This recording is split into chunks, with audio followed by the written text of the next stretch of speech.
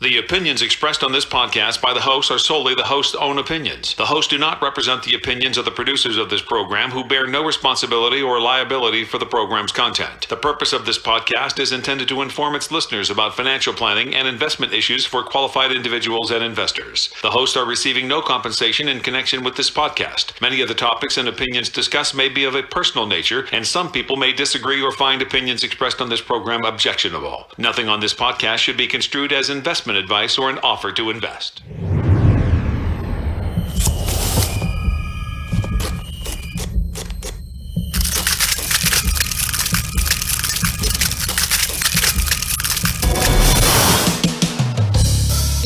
Good afternoon, everybody, and welcome to the Financial Freedom Emergency Room podcast. I'm your co-host, Tim Black, and with me is Dr. Thomas Black. How the heck are you? I'm doing pretty darn good. Man, you're looking good. You got the old rooster tail going on your hair there today. I mean, it is nice. You're getting me back for the other day. Yes, I am. Yes, I am. We've got a darn good show today, Tom. Why don't you introduce the fellow that's sitting to your left? Yes, the esteemed, the one and only Dr. Drew Eldridge. Round of applause. How are you guys? Thanks for having me. Looking forward to this, Drew. Been excited. So Drew and I were in Las Vegas a couple weeks ago. I didn't think we were going to. This show's when you asked what was off limits, I said nothing, but maybe I'll rethink that. We're going right there. Yes. Lots of ibuprofen. And actually, Drew was pretty tame. Drew, I was the one I said, I think we need to go to bed. Drew pulled me out. He was, hey, no, we need to go here. I said, Drew, I'm not that guy anymore. Just not that guy. So, okay. All right. Well, that's all right. It's probably best for both of our livers. Tom, so get that's us back okay. on track of what this show's about. All right. So, yeah, that's right. So I digress. We went to bed pretty early. We had not together. Yes. We were at a multifamily conference, so we had to get up early the next day. But anyway, so great to have you, Drew. Love to kind of pick your brain a little bit about the past, and just really looking forward to it. So, Drew, why don't you start off in the beginning, where it all started, and tell us a little bit about where you went to school, why you decided to become Little Linden, yes, why you decided to become an ER doc, and that's going to matriculate us. Oh, I love that word. How about that? There you go. There you go. Into current day. So grew up in Arkansas, went to school out there at the Harvard of Arkansas State University, and then decided that I wanted to be a doctor. And it's kind of a funny story, and we were talking about this prior to starting, that how I decided to be a doctor was I liked to fly, and I wanted to take flying lessons. And whenever I was out at the airport as a 16-year-old, I would ask, who owns that plane? Who owns that plane? And those guys would say, well, that's Dr. So-and-so's, and that's Dr. So-and-so's. I need to be a doctor. Really? And so that's what I decided. So you know what everybody says? That's a true story. And everybody says and lies on their application and says, I want to really, help people. Were you honest? No, I lied about it, just like everybody else. But that's the legitimate reason. I mean, really? I wanted to help people too, but ultimately, I wanted to own a plane. Only in Arkansas, there are a bunch of doctors on planes. Yeah, that's right. So your path to aviation was 12 years of med school. 12 years of formal education, residency, med school. That makes sense, yeah. Drew. Yeah, there probably are easier paths, but for you, might have been. Maybe so. So moved to Oklahoma, went to medical school out there, did emergency medicine residency, finished, and then stayed on with a group there. So that's where I practice now. So where did you do your residency? So I did a residency through Oklahoma State University in Oklahoma Oklahoma City, yes. Okay, gotcha. So you're downtown. And then shortly after residency, worked at our level 1 trauma center at the University of Oklahoma. Gotcha. Would you say your medical school is the Yale of Oklahoma? I think it is. I think it is, absolutely. All right. Boomer Sooner. Yeah. See, another Sooner. That's right, boys. Yeah. That's right, boys. Oh, God. Even Ziggy over there, our engineer, is giving him, Oh, yeah. See, I'm in good company. Good company. He's doing it. All right. So then you finish residency, you're in practice, and you're loving life, right? Something like that. Something like that. Now, if you don't know who Drew is, Drew owns a couple. I'll say, what's a couple? More than a couple, a few. How many single-family homes do you own, Drew? 29 right now. I'm about 29. to get the 30th under contract. Gotcha. So you're magic 30. So Do you need your head examined? I do. Just ask my wife. So 30 single-family homes, Tell me about how the heck you were sitting in the ED one day and you just said, "Hey, I'm just going to start buying homes." What was the evolution or the matriculation of your thoughts? That's the word of the day. Very good, matriculation. So through residency, like everyone else, and I mean, none of us get good financial education, in emergency medicine, or just in medical school even. I mean, Right. none of that really happens. We grew up not poor, but we didn't have tons. My parents' idea of investing was a certificate of deposit. Right. Oh, yeah, the old CD. You know, it taught me to balance a checkbook Right. and not go into debt, but really didn't know anything about investing. So when I was a resident, I was just, I'd start talking to the attendings and trying to figure out, what am I going to do once I start making some money? Because at some point, I need to figure out what to do with that. Because also at that time, I thought I was going to have lots of money. Right. I mean, Well, you're a rich doctor. Yeah, right. So I thought I was just going to be rolling in it and Right. buying Porsches Planes. and everything, planes and things like that. But I knew I needed to learn about it. So I started looking, doing a little bit of research, and then a commonality was that wealthy people seem to own real estate in some capacity. Right. So then the multifaceted areas of real estate, there's buy and hold, there's wholesale, commercial, and I thought, well, what can I do that's at least somewhat passive? I mean, it's never really passive entirely, but what can I do that I'm not creating another job for myself? Sure. And so buy and hold is what we decided on, and we started somewhere around 2006, bought our first house. Horrible story. We bought it retail off the MLS. I mean, maybe at a little bit of discount like you might negotiate if you were buying your primary residence, but it really wasn't a great deal Right. to look at it at the numbers now. But it was our first deal, and we got it Tuition done. Yeah, absolutely. And it was a great learning experience. And So, when you say we, you and your wife? correct, me and my Okay, wife. gotcha. This is my Okay. wife and I. So Yeah, she's fairly active in it. she Okay. is. Good. She Okay, is. gotcha. So she's very helpful and very supportive on this. Right. Well, fantastic. Yeah. So one goes to 29. Well, so bought a few, and I kind of joked that it was almost like hobby investing. Right. And what I mean is, I really thought of it not because I needed the cash at the time. I thought I just wanted to increase my retirement nest egg through real estate. So we'd buy some occasionally. We bought through the 2008, 2009 time. And I guess just kind of by dollar cost averaging, essentially, we did okay. So, real quick, though, and I want to kind of go back to that. So how did you, when you went from 06 to 09, just a paper loss, essentially? Never really any operational issues? No, not Sure. at all. And matter of fact, I always joked that I really didn't even know that was really Right. going on. Yeah. Whenever you look at my portfolio, I mean, Right. it really didn't take that much of a hit. And so from there, we kind of did that. About now 2.5 years ago, I just, I was like, medicine and typical disgruntled ER doc all these years. What else could I do? What else, I need another job. I always say emergency medicine is for doctors that don't want to be doctors. But I thought, well, what else can I do that I don't have to go back and do Right. another residency, retrain, or do something? I thought, well, real estate's it. So I need to treat it more like a business and really ramp that up. And so over those past 2.5 years, when we started being kind of intentional about it, we bought, the remainder of those properties. And then also I got a triple net lease that I'm involved in and a few other things.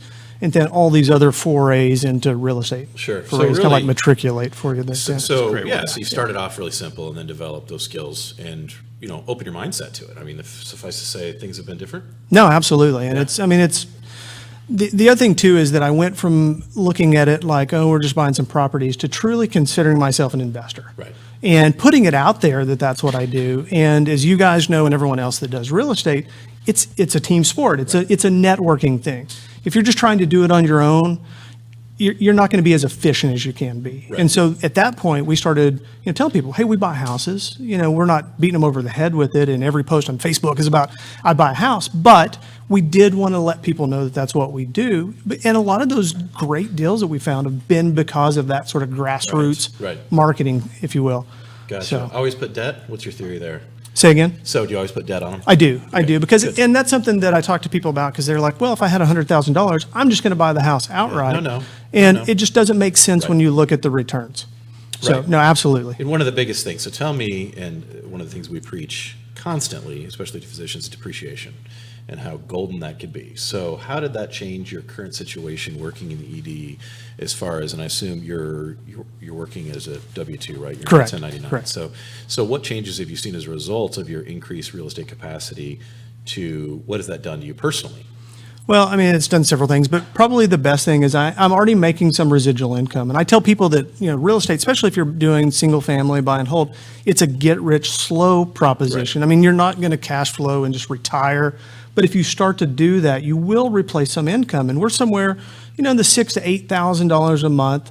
And whenever you look at the tax implications, that's more than that if I were to earn it at my W-2 job. So what that has done is that's allowed me to cut back on my shifts because it's, replaced that.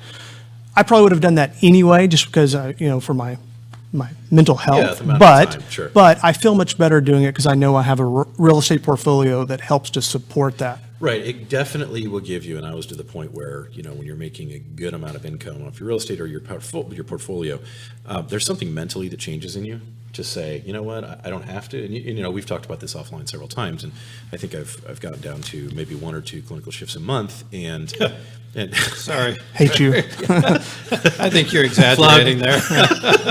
Well, no, I think what it's about is, even when I was doing a full complement, it definitely changes you in the capacity to enjoy it a little bit more.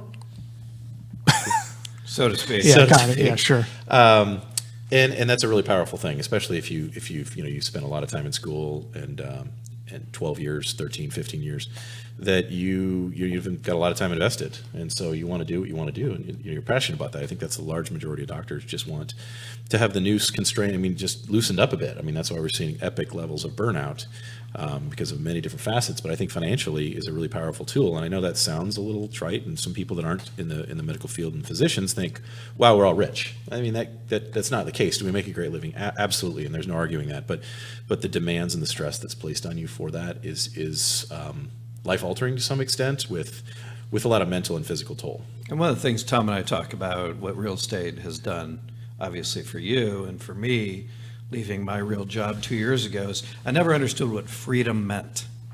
And freedom can mean a lot of things to a lot of different people, but for me, it meant freedom of my job, going to work for somebody.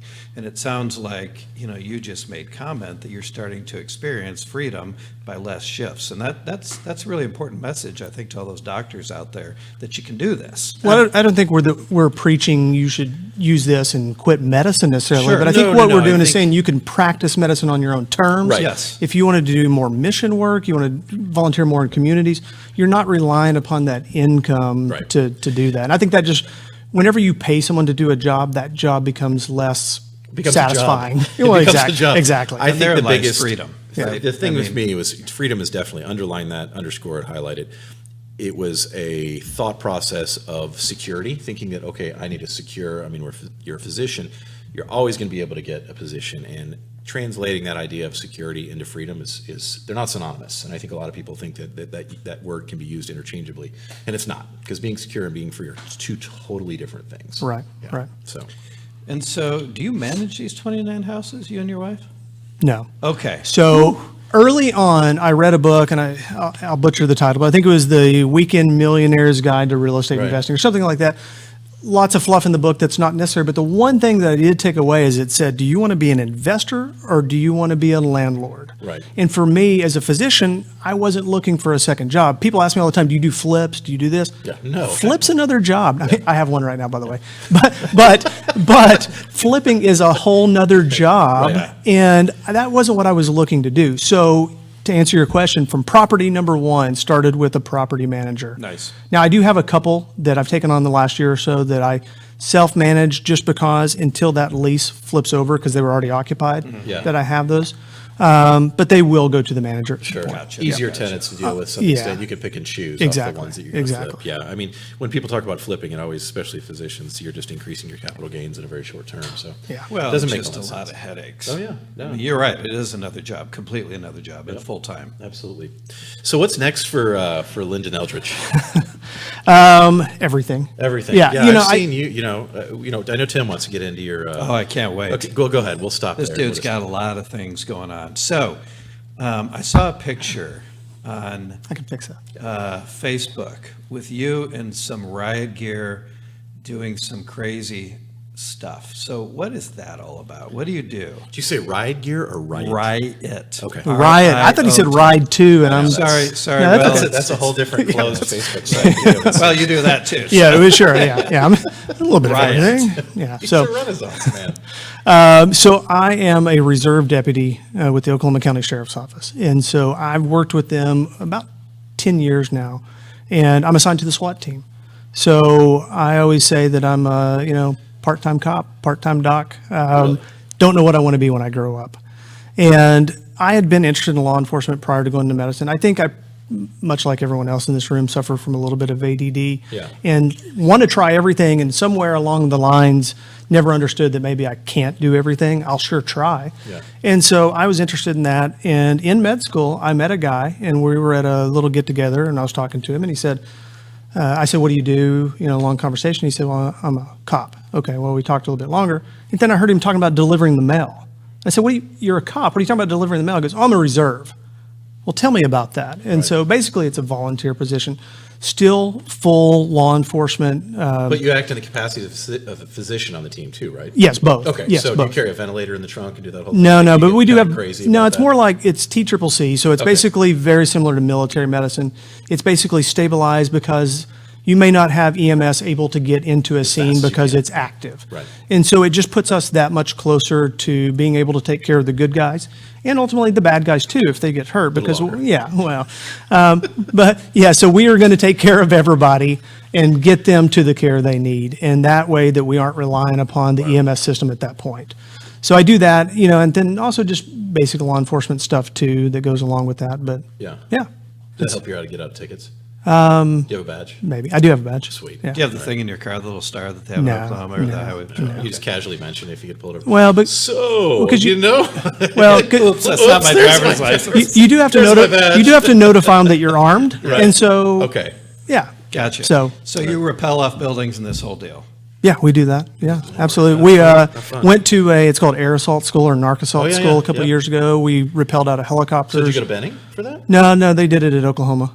Oh, really? In Oklahoma, yeah. Oh, There's well, actually good for them. there's actually an air assault training Really? school there that's actually trains the guard Okay, for air gotcha. I assault. didn't know So that. All right. yeah, so we went there and with the Bureau of Narcotics. Interesting. Yeah. And Andy's a pilot, ladies and gentlemen, so we were going to that a little earlier. Doctors and pilots. I mean, there's a lot of stories about that, right? I mean, Oh yeah. yeah. So we won't get into that. Yeah, but no, doctors and pilots. we already know why you went to med school. There, so Yeah, there why have- we yes, digress. That's right. there is something about that. There's a statute of limitations on that application, right? Really? Okay, Yeah, I think so. That's all right. So, Okay. so tell us a little bit about, and I know, we mentioned Vegas really early on. What's next in the phase when you see yourself 5 years down the road? What's Drew doing? Because you have a partner too, so, right? I do. So, Yeah, so business partner. yeah, Okay, yeah, business partner, that's yeah. right. My wife and I Yes. have the portfolio of single-family houses, and those. So Right. we do real estate together on that. Really, no need for a partner there.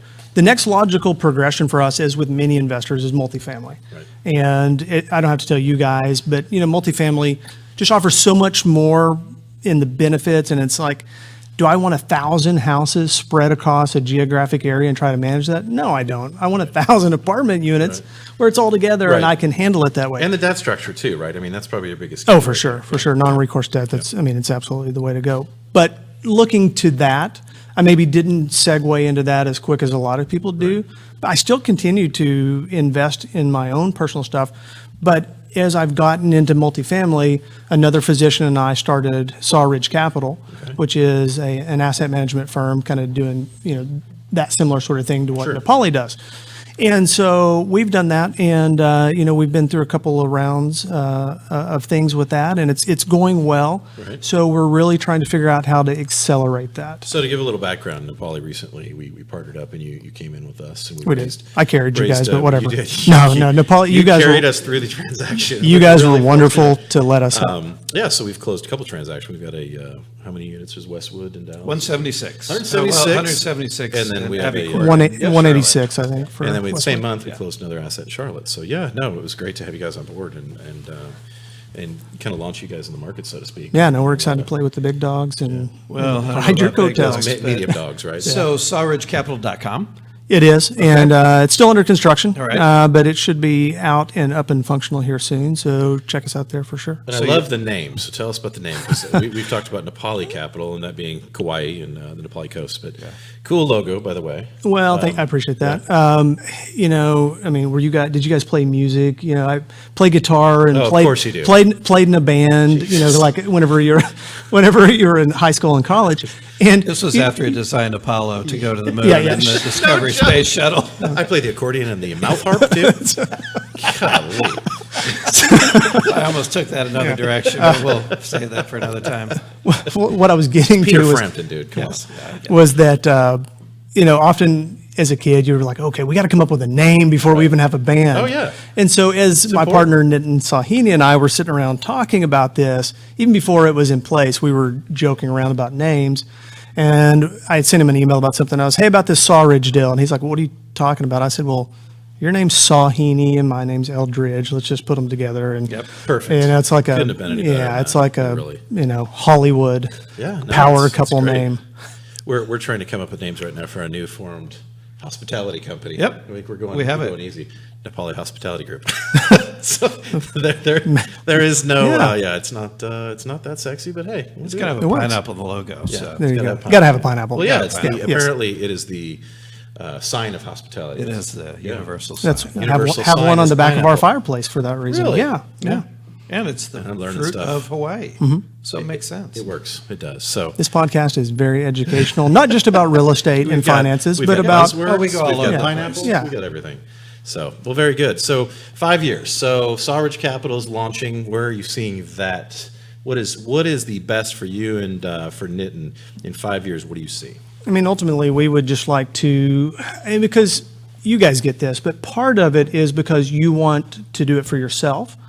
But another beautiful thing about doing asset management and syndications is you're able to provide a vehicle for other people. Sure.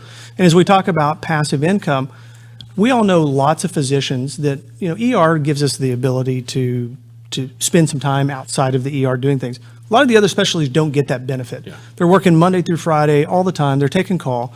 So those guys may be interested in real estate, but not able to invest in it. Right. So what that does is that allows us to help other physicians Right. to invest. And for us, that, you know, that's a beneficial thing for us. So it's a win-win Right. on those sort of things. So we would love to see this just take off and us to provide not only value for ourselves, but also for our colleagues. So I think what you're saying is, and I already kind of know this, but for those physicians out there, you know, single-family homes is probably typically what they think of. Oh, Right. I'm not going to have to plumb, you know, toilets and things like that. I'm going to deal with this headache. Well, there's avenues out there, such as, you know, multifamily and things, especially through Sawridge, to leverage that ability to be able to invest, to get all the depreciation, to get the passive income in a manner that's arguably is probably just as good as far as the returns. Would you say you've seen in multifamily? Are you pretty much equal by the time you're renting a house if you're putting debt on it? Very much so. Managing. Very So much so. really, it's providing a vehicle to get those returns without having to really do the work. So it's more of a passive vehicle. I agree. And, you know, and something maybe your listeners know or don't know, but a lot of the guys will come to me and say, well, isn't that a REIT? Is that a REIT that you're doing? And It's a REIT without the 10% charges you're being. exactly. And that's what I tell them is you're not getting a lot of those extra Right. benefits that you're essentially, that's a stock. Right. You know, and this is something different. It's, So, it's private anyway, ownership, yeah. right? It's Yeah, like you buying, ownership- it's you having own a an hedge asset, fund, right? right. Yeah, it's buying like a high net worth individual buying a new hedge fund or Right. a PE firm. It's Right. really So what I always like to ask the question, I think Tom was headed there, you know, 3 years ago, if you were to think back, you probably wouldn't imagine sitting here with us. First of all, you know, we met not that long ago. Right. I think we've developed a deep relationship with you and Nitin. So when you think 3 years forward, paint the picture. You know, and that's the beauty is everything can grow exponentially, and it's just relationships like this and networking and things like that that allow those things to explode. So I mean, it goes back to you can't tell me that I can't do something. So Right. I mean, I really see us just way ahead of where we are and just continued exponential growth. And I know it's kind of a cop-out answer, but it really is. I mean, I think we can do great things with this vehicle. Yep. It's just putting us on that trajectory to do so. So what would you say, the one piece of advice, well, I'll say two things. One, to your former self, looking back 5 years, and how would you change that going forward? Okay.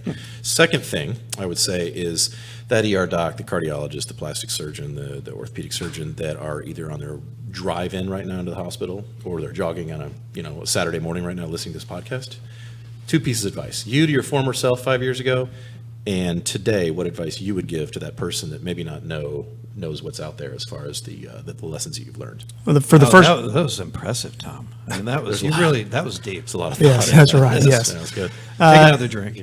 So to myself, I think I would have just really tried to take this more as a business earlier, because I could already, as we all know, the benefits of time. Right. And so if I'd started this, 5 years ago instead of 2.5 years ago, where would I be now?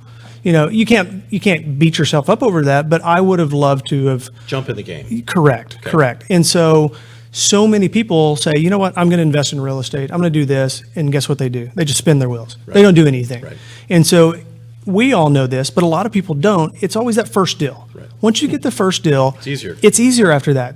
You shake it off. Okay. It may not have been as sweet as you wanted it to be, but it's the first deal. And it gets your feet wet, and then you can go from there. Yep, you're learning And curve so, basis. and so, I think I wish I had done a lot more faster, and also got into multifamily a little sooner. As I think I basically answered what I would tell other people to do, but that is educate yourself. I mean, this isn't the only avenue to passive income and to wealth, but it's a damn good one. Right. And so, if they are interested, do some research. You don't have to know it to the level that we do, that are essentially operators, but you need to know enough to make a smart investment. Sure. And also, that's part of what we do as operators, is we educate people and try to get them at least to the level that they can make smart decisions. Because I may not be the best fit for them, but there may be someone else that is a better fit with what they do. And so I think just get some basic education and then dive in, whether it's, you go all in or just, dip your toes in the water. Sure. Great advice. Best real estate book you've ever read. Oh, Jesus, Drew, you better be really careful on this one. I will never let you The back. passive income physician. In all seriousness, go ahead. No, that actually, it is a great book. And I think especially and I'm not just plugging it because you're here and paying me. No, I'm just kidding. But for physicians, it does just basically lay out this pathway. And I think it's very smart. And I think it's very apropos for what we do. Right. Now, as far as just real estate book in general, I think Multifamily Millions is a great one if you're looking at Multifamily by David Lindahl. I think that's a good one. I've given that Millionaire Weekend book to some people. Again, some of it's outdated, but I think it gives a broad overview and at least gets Just that the core mindset. concepts never change, Right. right? We're not reinventing the wheel Right. with any of this. You didn't ask it, but I'll tell you. I mean, one of my favorite books about just negotiation Oh, I know and what you're gonna business. say. Yeah. Never Split the Difference by There you Chris go. Voss. Yeah. Love that book. It's Read it has done amazing things for me. And My brother keeps telling me he's going to give it to me. And every time a package shows up from Amazon, ooh, it's a Oh, book really? from my Yeah, brother. And sure. Well, I've got it. I had an Toilet extra copy. paper. I should have brought you an extra copy. I've got 3 of them at home. Matter of fact, I just gave one to Caroline, our director of communications, who's in the studio. Let's hear it for What Caroline, up, Caroline, everybody. There she Woo-hoo. is. And I actually I signed one and gave it to her too. So Oh, she's still great, reading it. great. Yeah, I Give it to figured. Caroline, but You signed Chris Voss's book and She's gave it to her? important. Yeah, I did. That's how narcissistic I am.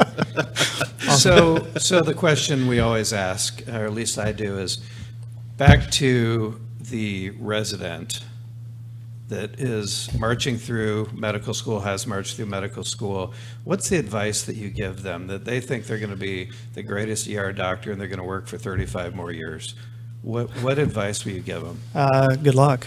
I think we all love our job. I mean, when it boils down to it, we love taking care of people. We just don't love the other parts about that. People hear me say I hate my job all the time, and to some degree that's true. It's more I hate the situations Right, yeah. rather than the I get you. actual work.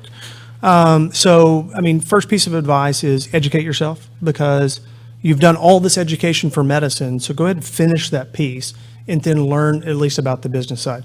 Yeah, in ER, often we're glorified McDonald's workers. I mean, we're hourly employees to some extent, or there's other ways you can do it. I But think we say plumber. I don't know McDonald's. I mean, that's well, that's but just super yeah, size. yeah, but can but an hourly employee, supersize and you can go to work and be a worker bee and never Right. pay attention to any of it. But you owe it to yourself 100% agree. to go ahead and do that and fire your financial advisor.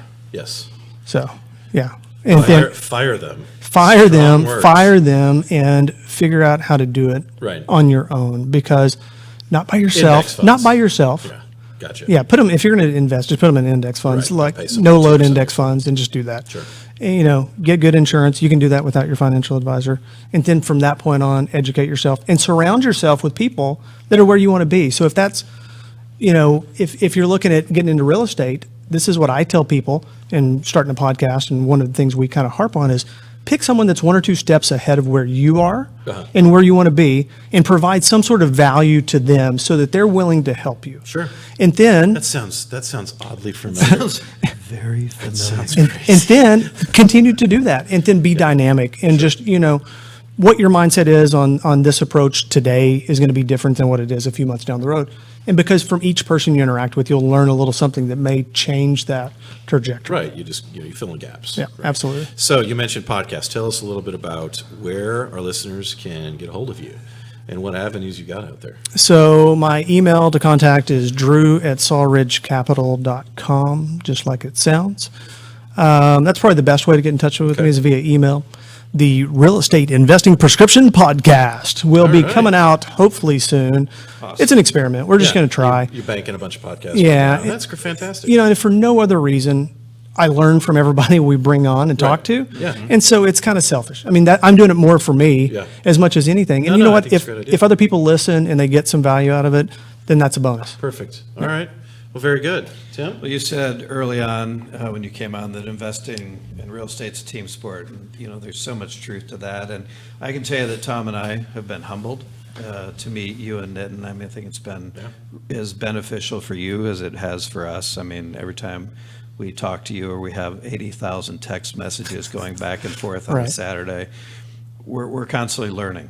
And so thank you Well, for partnering with us and being supportive of us. And, I think that we can continue to work together Absolutely. and grow your business and grow our business and move on to greener pastures. That's what it's about. absolutely. We appreciate you guys as well, for sure. Thanks for coming on and driving down from the city of Oklahoma City. big metropolis. Sooner Nation. That's right. Sooner Nation. Go Longhorns. All right. All right, and that's a wrap, boys. Thank you guys for joining us today on the Financial Freedom Emergency Room podcast. If you'd like to get a hold of us, you can get a hold of me, Tim, at napalicap.com, NAPALICAP.com, and of course, Thomas, THOMAS at napolicap.com. Very formal. Thank you, everybody, for tuning in and listening today. And Drew, thank you again for coming out. Really appreciate it. Thank you, gentlemen, Take care. for having me. All right. See you later. Thanks. Take care. All right. Take care.